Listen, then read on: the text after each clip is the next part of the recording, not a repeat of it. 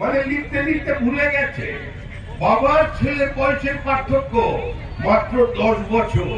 ভাবতে পারেন বাবার থেকে ছেলে 10 বছরের ছোট। মানে কি শক্তিশালী বাবা, মানে 9 বছর বয়সে। একে তো খুঁজে বার করা দরকার, কিন্তু বিরাট পুরস্কার দেওয়া দরকার। কোন পুরস্কার দেবেন ঘাটালের মানুষ ঠিক করে দেবেন। দেখুন, আমরা আপনাদের সামনে বিরাট কোন প্রতিশ্রুতি দিয়ে যাচ্ছি না।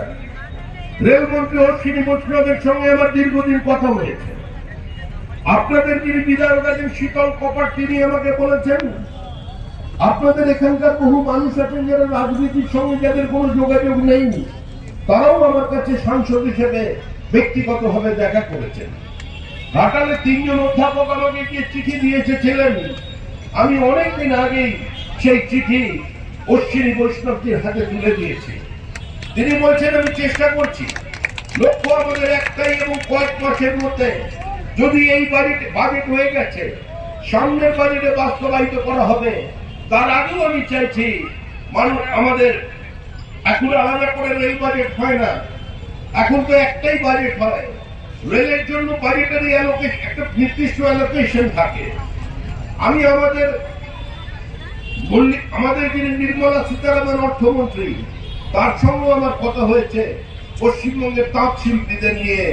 পশ্চিমবঙ্গের যে তাঁত শিল্পীরা আজকে তাদের যুগ যুগ ধরে যে পেশায় তারা আছেন, সেটা ছেড়ে রিক্সা চালকের কাজ করছেন, পরিযায়ী শ্রমিক হয়ে গেছেন, তাদের জন্য উনি কিছু করবেন। এবং এখান থেকে ঘাটাল থেকে পাঁশকুড়া পর্যন্ত একটা রেলওয়ে লাইন ঘাটালের মানুষ 1 বছরের মধ্যে দেখতে পাবে। 1 বছর, আগামী 1 বছরের মধ্যে, আগামী বাজেটের হয়তো আগেই কিংবা আগামী বাজেটের মধ্যে ঘাটাল থেকে পাঁশকুড়া ট্রেন চলবে। এই মুহূর্তে পশ্চিমবঙ্গের 43টা রেলওয়ে প্রজেক্ট সম্পূর্ণভাবে বন্ধ হয়ে আছে জমি অধিগ্রহণের কারণে। আজকে এই সরকার যতক্ষণ থাকবে, এই সরকার জমি অধিগ্রহণ করতে দেবে না। এই সরকার উন্নয়ন বিরোধী, এই সরকার প্রান্তিক মানুষের বিরুদ্ধে আচরণ করেছে। এই সরকার উন্নয়নের স্পর্শ, উন্নয়নের গতিকে এই রাজ্যে পৌঁছতে দেয়নি। তাই 1 বছরের মধ্যে নতুন সরকার আসবার পর ওই 43টা রেলওয়ে প্রজেক্ট বাস্তবায়িত হবে। যে ফ্রেট করিডোর তৈরির কথা হয়েছে বাস্তবায়িত হবে। একদম সাগর থেকে পাহাড় পর্যন্ত যেতে 12 ঘন্টার বেশি সময় লাগে, 8 ঘন্টায় পৌঁছবে। 8 ঘন্টায় সাগর থেকে পাহাড় মাত্র 8 ঘন্টায় আপনারা বাই রোড পৌঁছে যেতে পারবেন। সেই দায়িত্ব বর্তমানের সরকারের। এই কথা, এই বার্তা দিতে আমরা আপনাদের কাছে এসেছি। কিন্তু একটাই মনে রাখবেন, দল থাকবে। আমরা কোন দলকে তুলে দিতে বলছি না। আবেদন করছি সমস্ত বামপন্থী কর্মীদের কাছে, আবেদন করছি কংগ্রেস, এই আমার দাদা মানুষ ভূঁইয়া যে দলে আগে ছিলেন, সেই কংগ্রেসের মধ্যে অবশিষ্ট যে ভাই বোনেরা আছে তাদের কাছে আবেদন করছি, তৃণমূল স্তরের সমস্ত তৃণমূল কংগ্রেসের কর্মীদের কাছে, যারা বিপরীত অবস্থায় থেকে নিজেদের ঘাম রক্ত ঝরিয়ে দেওয়ালে ঘাট ফুল চিহ্ন এঁকে তৃণমূল কংগ্রেসকে প্রাসঙ্গিক রাখার চেষ্টা করেছিলেন। যখন অনিলবাবু বলতেন দিদি একটা দিল্লি যাবে, সঙ্গে যাবে কে, তখন যারা মমতা বন্দ্যোপাধ্যায়কে ছেড়ে চলে যাননি, যারা 34 বছরের পরে এই 15 বছর কোন ক্ষমতার অমৃত রস পান করেননি, আমরা তাদের কাছেও আবেদন জানাচ্ছি যে এই নির্বাচন পশ্চিমবঙ্গকে বাঁচানোর নির্বাচন। এই নির্বাচন আপনাদের ভবিষ্যৎ প্রজন্মকে সুরক্ষিত রাখবার নির্বাচন। এই নির্বাচন আর্থসামাজিক উত্তরণের নির্বাচন। এই নির্বাচন ধ্বংসের হাত থেকে রাজ্যকে বাঁচানোর নির্বাচন।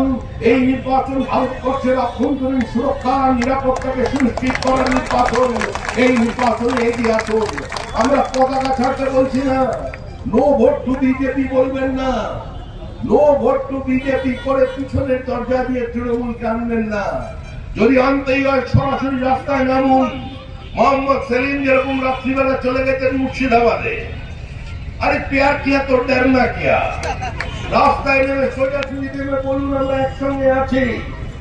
রাস্তায় নেমে বলুন লড়াই লড়াই লড়াই চাই, লড়াই করে বাঁচতে চাই। এই লড়াইয়ের নেত্রী কে? সেলিম স্লোগান দিন, মমতা ব্যানার্জি আবার কে? যা করবেন পর্দার পিছনে নয়, গাছের আড়ালে নয়, মশারির ভিতর থেকে নয়, হ্যাঁ ঘরের কোণা থেকে নয়, সরাসরি করুন, চোখে চোখ রেখে বিজেপি বিরোধিতা করুন। আমরা তো চাই এই নির্বাচনে সমস্ত রাজনৈতিক দলের মানুষ এগিয়ে আসুন, কারণ এই নির্বাচন হতে চলেছে সেই নির্বাচন, সেই নির্বাচনটা হচ্ছে আজকে তৃণমূল কংগ্রেসকে বিসর্জন দেওয়ার নির্বাচন। ছাড়া করে দিয়েছেন, লক্ষ্মী ছাড়া করে লক্ষ্মীর ভাতা দিয়েছেন। আপনাদের এই ঘাটালের মানুষকে সুরাটে, আহমেদাবাদে, মুম্বাইতে, গুড়গাঁও, নয়ডা, ফাঁসি, পুনা সমস্ত জায়গার পরিযায়ী শ্রমিক বানিয়েছে। আমরা এখন জানছি কি করে? কারণ ওরা আমাদের ফোন করছে আর আমরা যাচ্ছি। 67টা জায়গায় রাজ্য বিজেপির পক্ষ থেকে আমরা সেখানে পৌঁছেছি। সর্বত্র দাসপুরের মানুষ আছে, ঘাটালের মানুষ আছে, কারণ কর্মসংস্থান নেই, বেঁচে থাকার সুযোগ নেই। 100 দিনের কাজ দিয়ে কোনো মানুষের সামগ্রিক অবস্থা পরিবর্তন করে দেওয়া যায় না। 100 দিনের কাজের টাকা বন্ধ, বলছেন 2 লক্ষ কোটি টাকা আমাদের পাওনা। আরে কেন্দ্রের তো কোনো নিজের জমি নেই, কেন্দ্র তো কাজ করে রাজ্যের জন্য। কেন্দ্র সরকারের অবস্থান স্পষ্ট যে টাকা নাও, হিসাব দাও।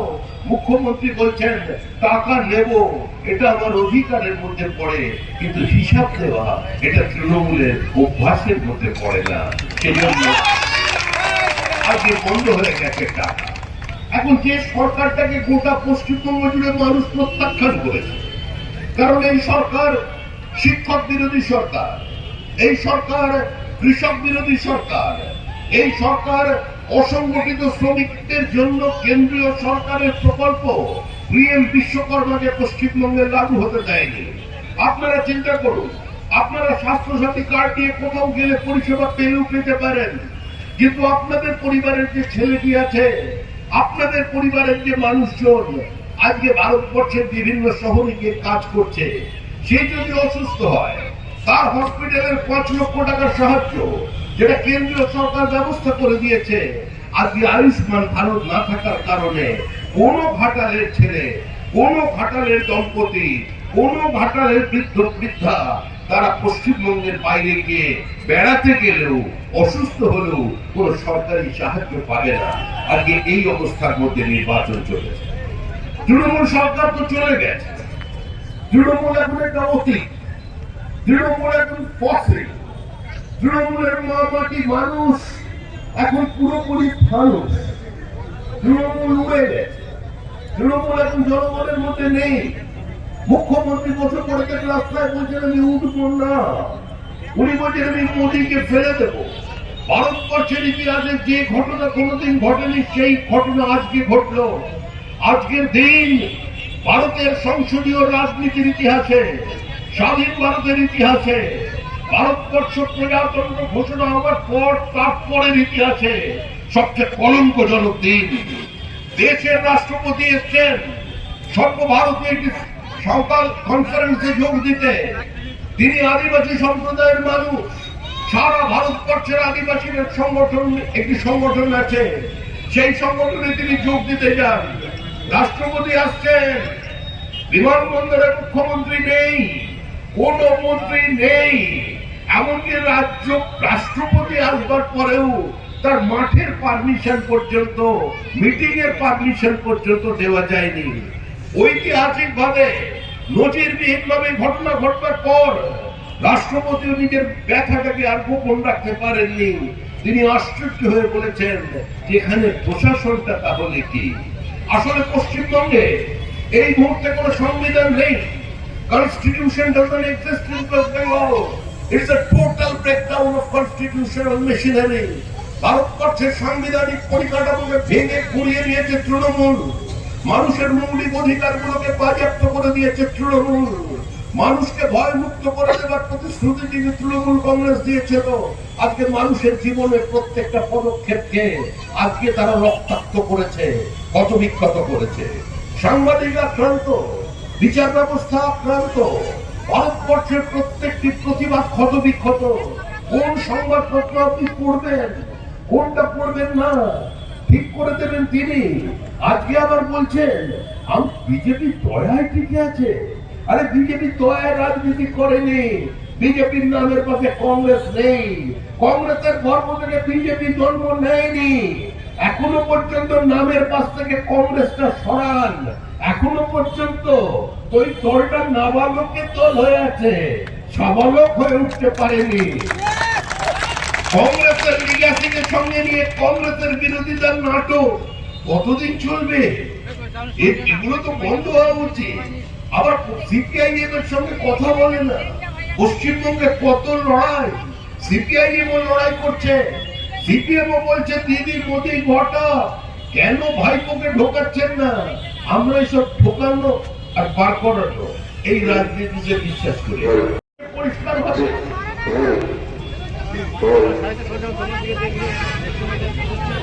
বিজেপির রাজনীতি অত্যন্ত স্পষ্ট।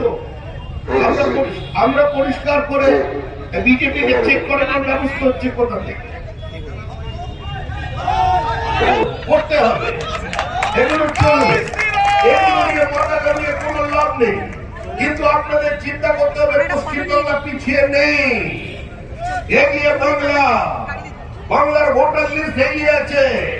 দাদু খায় নাতি খায়, দাদুর বয়স 42, নাতির বয়স 22, দাদুও ভোটার, নাতিও ভোটার। 42 বছর বয়সের দাদু হয়েছে, 22 বছরের নাতি বানিয়েছে, তাকে একটা বঙ্গবিভূষণ পুরস্কার দেওয়া যায় না? আপনারা তো ঘাটালের মানুষ, আপনাদের অর্থনৈতিক স্বাচ্ছন্দ্য তো আছেই। এখানকার ব্যবসায়ীদের কাছে আমি আবেদন করে যাচ্ছি যে দেখুন, মহাভারতে একজন ধৃতরাষ্ট্র ছিল, আমাদের ভোটার লিস্টে তৃণমূলের কল্যাণে এখন 7 জন ধৃতরাষ্ট্র বেরিয়েছে, 7 জন, 100টা করে ছেলে মেয়ে। তাদের একটু ব্যবসায়ী সমিতির পক্ষ থেকে ওদের এনে গলায় মালা দিয়ে সম্বর্ধনা জানিয়ে দেওয়া যায় না? আপনি কি জটিল কিছু সমস্যায় ভুগছেন, সমাধান পেতে চান? যোগাযোগ করুন প্রখ্যাত জ্যোতিষ ও তান্ত্রিক মনসারাম ভট্টাচার্যের কন্যা মনসা কন্যার সাথে।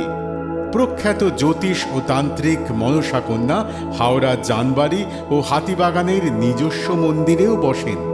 যোগাযোগ 9830106967 আর 9239655323।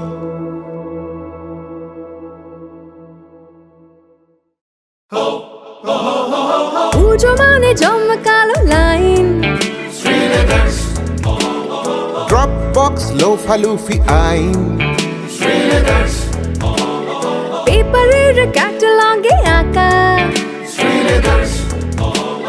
বাঙালির ইমোশনে মাখা। এ ভরসা কি উপায়, জার্নি পায়ে পায় পৌঁছে দেবে ঠিক ডেস্টিনেশন। বিশ্বমান শ্রীলেদার্স, খাঁটি দাম শ্রীলেদার্স। শ্রী লেদার্স, হাওড়া ময়দান।